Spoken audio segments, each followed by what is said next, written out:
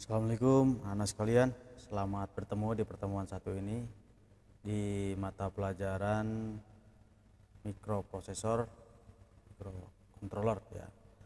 Dalam kesempatan ini sebelumnya mari kita membaca doa dulu ya. Bagi yang muslim baca Al-Fatihah dan yang non muslim sesuai dengan agamanya masing-masing berdoa dimulai. Bismillahirrahmanirrahim.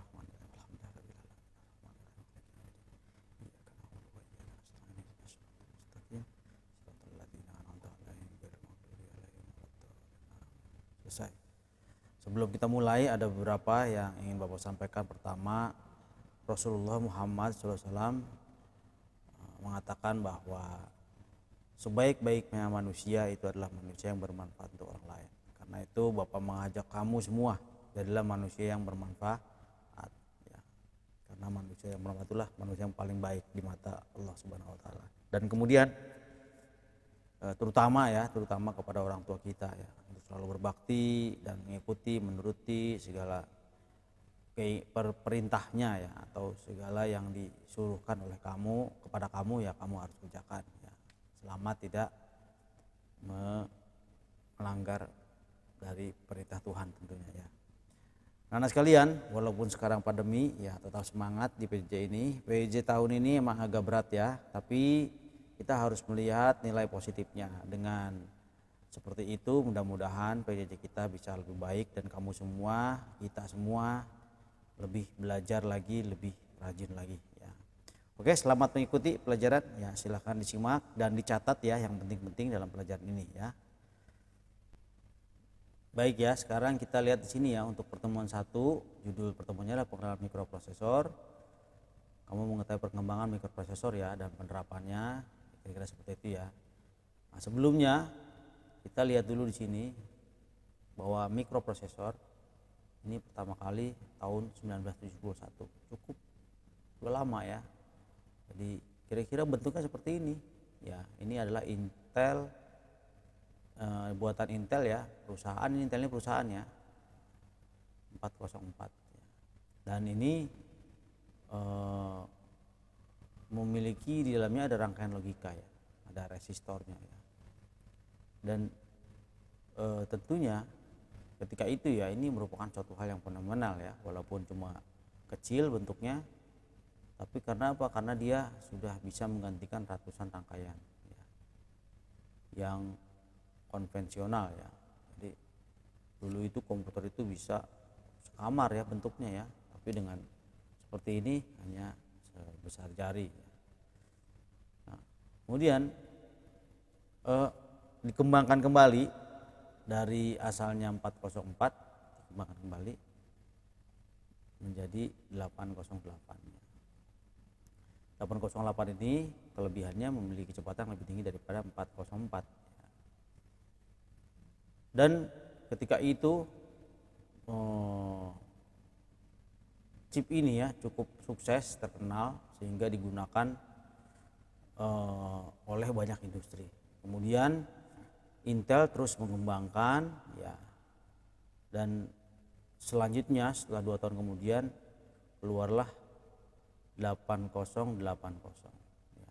Ini lebih canggih lagi tentunya ya dari 4004 ya.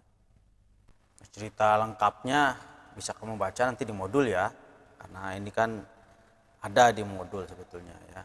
Nah, pada tahun 1972 ini selanjutnya Intel membuat terobosan baru kembali ya, di mana 808 dikembangkan untuk membuat komputer ya. Jadi itu tahun 1974 ya. Selanjutnya tahun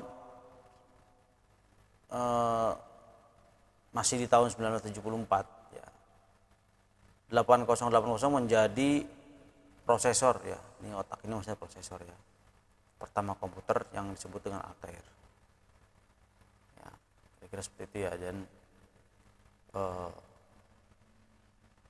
tentunya ditambah dengan beberapa perangkat-perangkat lain ya. dan akhirnya beberapa perusahaan lain seperti Motorola dan lain sebagainya membuat juga prosesor ya, MC6800. Dan tahun 1975 Zilog ya, perusahaan lainnya lagi Zilog membuat prosesor dengan tipe Z80 ya. Jadi ini lebih tinggi daripada 8080. Nah, dapat kamu bayangkan ya persaingan ketika itu ya, persaingan antara satu perusahaan dengan perusahaan lain dalam rangka apa? Dalam rangka memenangkan persaingan dalam membuat prosesor ya, mikroprosesor. Nah, ini kamu lihat gambarnya, ini adalah gambar dari mikroprosesor ya. Ini sudah kelihatan seperti chip-chip zaman sekarang ya. Ini lebih kecil dari jari ya, ini kan jari ini ya. Kalau kita lihat dari tahunnya ini begitu rapet ya, jadi banyak sekali perkembangannya begitu cepat ya. Itu yang kamu menjadi inti-intinya ya. Dimana tadi kamu harus ingat 404 menjadi rintisan utama. Setelah 404 setelah itu lahir ya 8080 ya. Dan selanjutnya lahir juga dari Intel ya. Dari IBM ya. Ini dia mengeluarkan mikroprosesor 8086. Juga mengeluarkan mikroprosesor 8088. Ini untuk mengimbangi dari perusahaan lain seperti Zilog itu ya.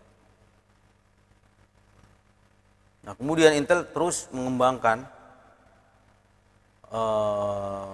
melahirkan kembali ya 80286. Ini Bapak waktu itu pernah pakai nih ya, 80286 prosesor zaman itu ya.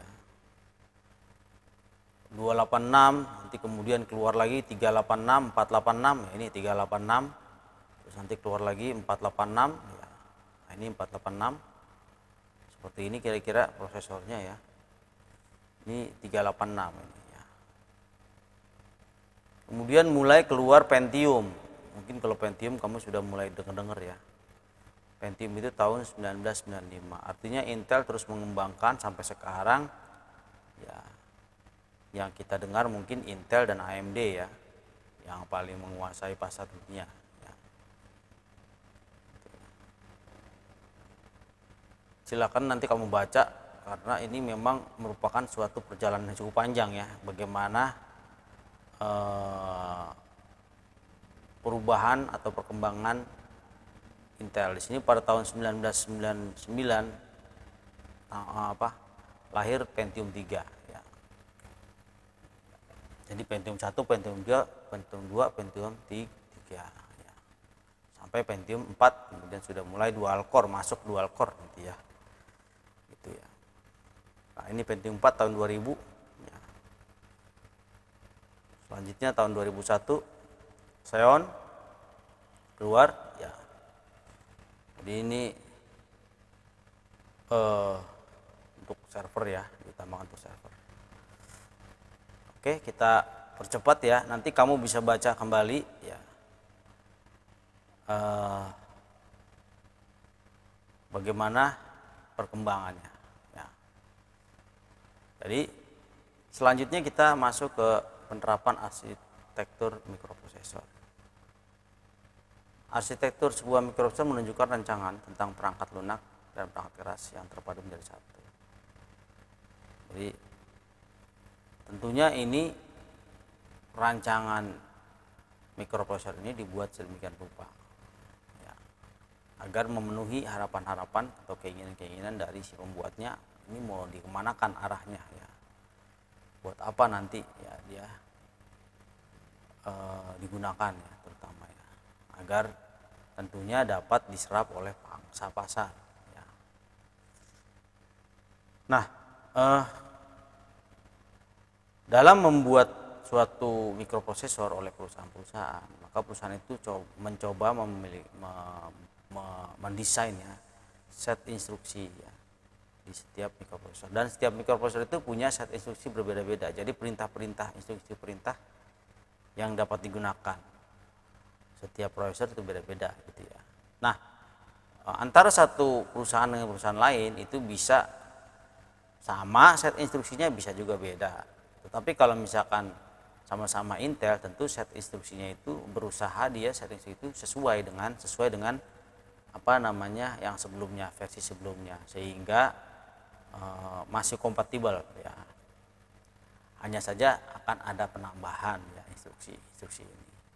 Sebenarnya set instruksi ini itu diusahakan sedikit mungkin ya, selama instruksi itu atau selama kemampuan dari prosesor itu bisa ditingkatkan. Tapi kalau misalkan ingin meningkatkan kemampuan prosesor, terpaksa harus menambahkan set instruksi, yaitu ketika itulah ditambahkan set instruksi.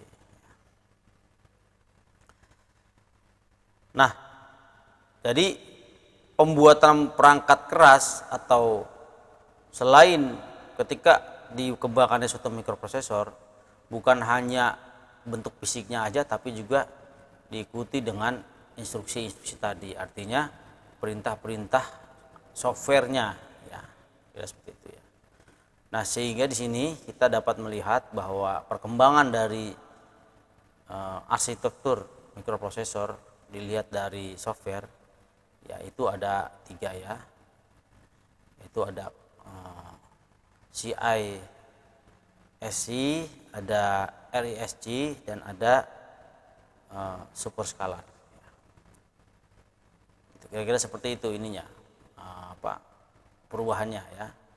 Silakan nanti kamu baca di modul ya, karena modul itu penting ya.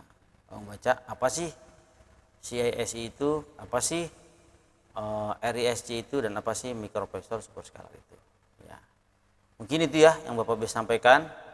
Tetap semangat belajar ya, jangan lupa jawab diskusi di e-learning dan juga tugas ya. Semoga bermanfaat. Assalamualaikum warahmatullahi wabarakatuh.